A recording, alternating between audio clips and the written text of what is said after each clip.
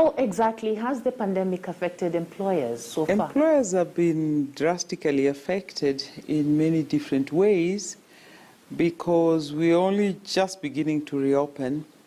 But as soon as the pandemic struck, business almost came to a standstill. And yet there were fixed costs that employers had to meet.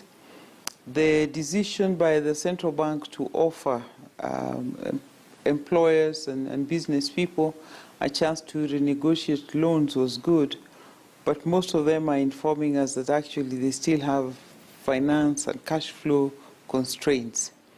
They're also struggling with the fixed costs, which is largely people costs. And those costs are not just the direct costs of labor, but also the indirect costs of employment.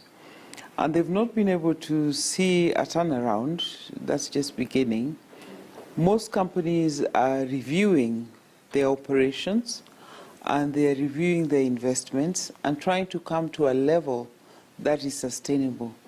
So the big question that many employers are facing are, what size of workforce can I maintain? How do I manage my cash flow constraints? What can I review in my operations? And then also the disruption in the supply chains, which has not come back to normal. The recovery, therefore, depends on matters of cash flow, matters of supply chain, flexibility, and also how well an enterprise is able to balance the fixed costs minus the variable costs.